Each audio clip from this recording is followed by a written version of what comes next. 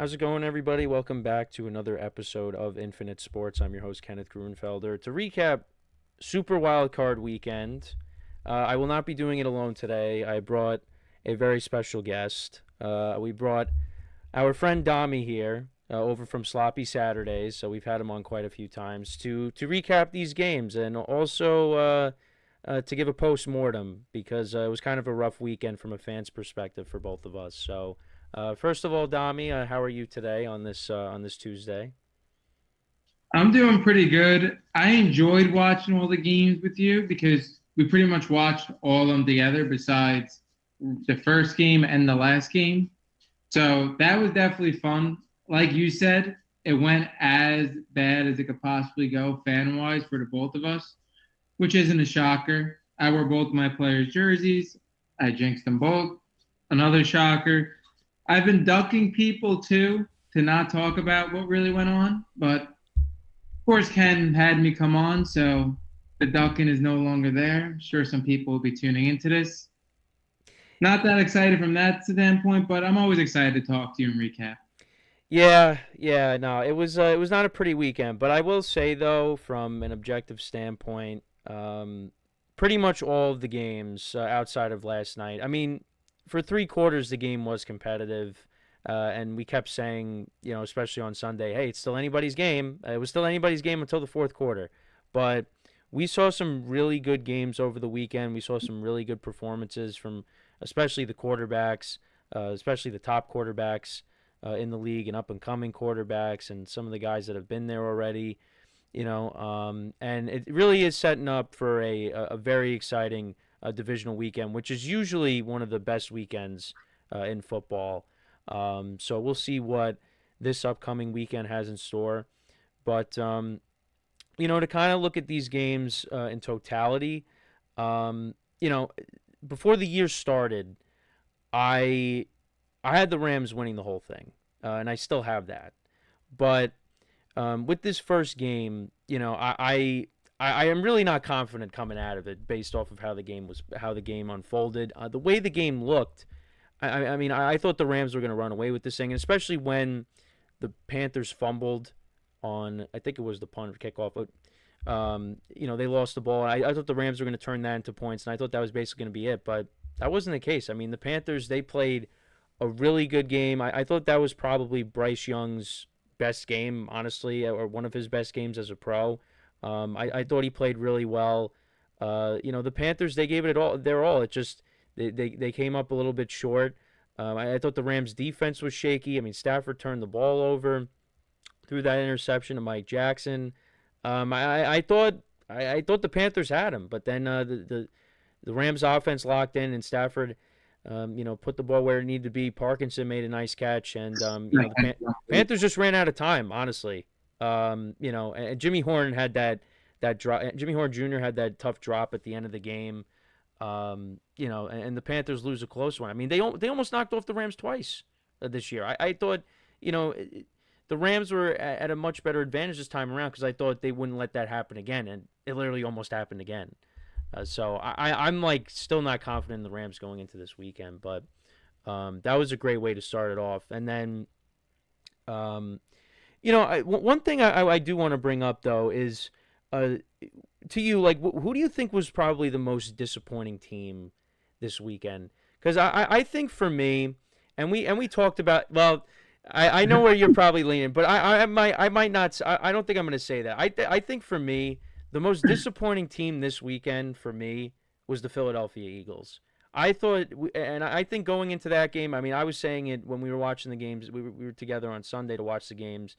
I thought the Eagles were going to dominate the 49ers, especially how the 49ers looked against Seattle the week before. And, the defense with all the injuries and, you had Kittle go out early, and that was unfortunate because, love watching Kittle play. I just thought, the Eagles defense was going to get after Purdy, and Purdy did turn the ball over. But he rebounded and he still stepped up, had a great final drive at the end there. And obviously Christian McCaffrey put his stamp on the game. He continues to be amazing, especially when he's healthy. I mean, and I know the Eagles' offense was up and down all year, but I thought the Eagles, with being at home, that defense, and it being in the playoffs, I thought the Eagles were going to run away with that game, and that just didn't happen. That game was close from start to finish, and the Niners, knocked them off, the defending champs. To me, that they were the most disappointing team of the weekend. I don't know if you agree with that. Who do you think was the most disappointing team this past weekend? Yeah, I think the Eagles definitely have a case. They definitely were up there. I think me and you had a pretty similar opinion on the Eagles. We thought that again, the Eagles kind of cruised through the season a little bit, 11-6. Again, a bad season for them coming off a Super Bowl, but a great season for many other fan bases. And we all had this opinion like the Eagles lay over the Niners on paper. Their defense lays over the Niners defense. They have these weapons on the outside that the Niners don't necessarily have. They're the better team, and we all thought there was going to be a point in the season, whether it was going to be late in the season or this playoff game, what we were expecting to going into it, that the Eagles were going to wake up. But in reality, all we saw from the Eagles is what we've been seeing all season. A team that doesn't look that impressive compared to what they have on offense, on defense. I mean, when you look at this team on paper, they lay over probably pretty much every other team besides the Rams. But it has been documented that this team really internally something's a little off. We all know the Hurts Sirianni beef over the years. Obviously, from this game, you saw A.J. Brown complaining multiple times.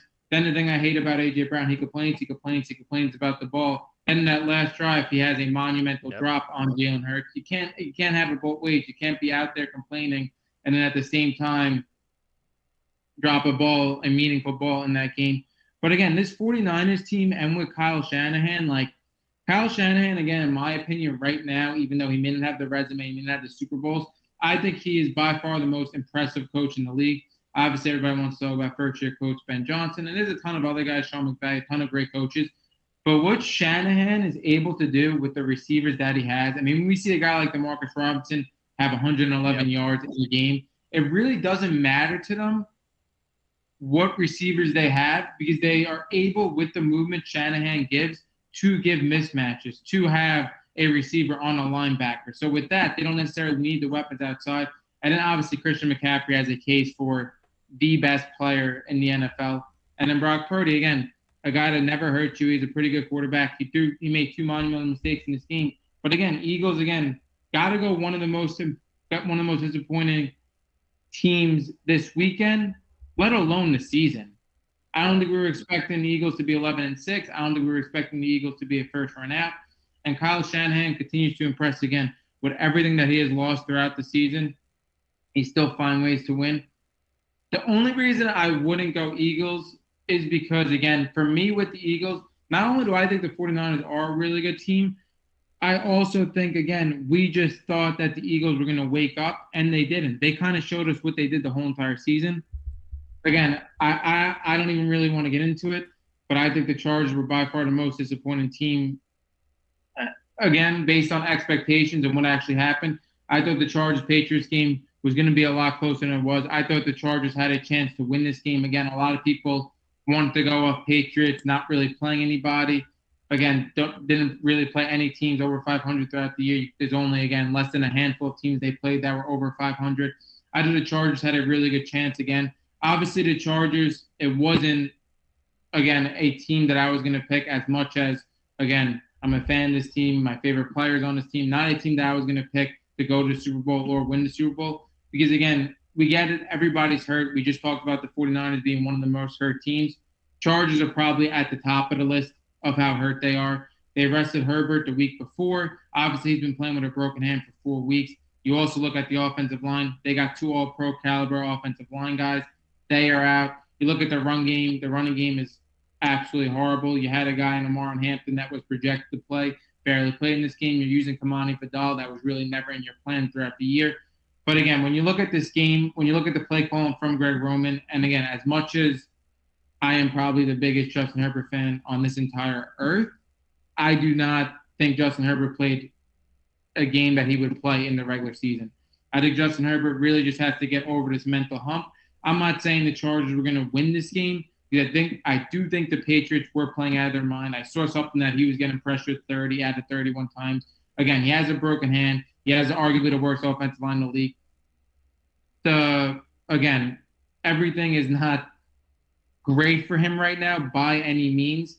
But at the same time, if you look at the tape, he missed a lot of throws that he would normally make. He didn't look like himself. And again, I do think it's just something of getting over this initial hump, getting over this first playoff win, and then eventually he'll be able to make a run. But again, scoring 3 points for the Chargers with this quarterback, I think they're the most disappointing team of the weekend. But again, you could go Eagles and you also could go Steelers Yeah. as well. I mean, I also think because like for the Eagles, like to me, I thought the Steelers' ceiling was they make the playoffs and maybe you win a playoff game and that's it. I didn't think the Steelers were gonna. I mean, I think if Rodgers continued to play how he played last week, which did not do that last night, I think maybe you always you got a chance. But even then, like there's so many other teams that I look at and I'm like these teams can make a run, not really the Steelers, but for me the Eagles, like how their roster is constructed, the players that they got on the perimeter, and I know Saquon didn't have his best season, but he had a couple of big runs early on in the game against the 49ers where I thought, all right, here we go. Saquon's going to take over the game again, and it never really materialized. I just thought the Eagles, to me, and especially the opposition they were going up against, and a team that's just ravaged by injuries, and again, you lose your all-pro tight end. I just thought that, and odds are you probably would have been hosting a playoff game. Actually, no, you wouldn't have. You'd be playing the Bears had the Eagles have won, which would have been interesting. But to me, the Eagles were the disappointment. The Chargers definitely were disappointing. They kind of been in the same spot. Harbaugh comes in. They made the playoffs last year, one and done, and they're one and done this year. And yeah, like you said, it's when is Justin Herbert going to get over that hump? Because I think vast majority of people look at him as a good quarterback, but he hasn't really lived up. I mean, to the billing. I mean, should have a playoff win under his belt had they not had that epic collapse against the Jaguars, which we were also together for that game, that lovely game that it was. Although there was a silver lining because it was Trevor Lawrence's first playoff win, so at least you had that. But yeah, it's just when is Justin Herbert going to get over that hump? And you look at the bigger picture. The Broncos aren't going to go away. I still have faith that the Chiefs will bounce back next year, although that's ways away. So the Raiders, that's the only team that you just completely discount. We talked about that in the episode that I guest starred on. You could check that out whenever that's up. It's teams are not going to be going away. And there's going to be new teams that you don't even expect that come out of nowhere. And then all of a sudden it's like another year gone by. So definitely a disappointing end. You could point to different things as to why that game unfolded the way it did. I mean, the Chargers defense did everything it could to keep them in the game. When they had that early turnover and they're inside the 20, I thought they were going to put up 7. And it just didn't happen. It just did not happen. I mean, you had three runs by Herbert. Yeah. Again, I don't like the play calling by Greg Roman, but again, I can't deny whether it's the offensive line being horrible, whether it's his broken hand, whether it's them not having a run game. I can't deny from again the last 4 or 5 weeks with all of this as well. He just doesn't look like himself completely in these No, games. and also, I mean, his receivers didn't do him any help too. I mean, Keenan Allen had a couple of drops in this game that were costly. So and at the same time, I don't want to make any make excuses, but I mean, there are factors, because if Chargers have a healthy offensive line and Herbert's not so banged up, have a running game to balance out the passing attack. I mean, yeah, the game does go different. Did the Patriots still win? Probably. But Drake May didn't have his best playoff debut. Just got his feet wet. So, and he's only going to go up against an even better defense in the Houston Texans next week. So, it's just another tough year for the Chargers. And how the season started out, the comeback victories. I mean, they beat the Chiefs to start the year. It looked like everything was starting to come together for the Chargers, and it didn't happen. So, we'll see what happens next year. I mean, I still got faith in Harbaugh. I still got faith in this team that they could turn it around. And at some point, Herbert's going to make a run. But for the moment, you kind of just got to, walk away from it and just say, hey, it is what it is. He's 0-3 in the playoffs. He's got to, he's got to have his moment. He's had his moments in the regular season, but the postseason moment's got to happen. Otherwise, he's just going to be discounted when you're looking at the top quarterbacks in the league because he does have that potential. I mean, that's what we've been talking about, but he just has not been able to get over that hump. So that was probably, the worst game before Monday's game.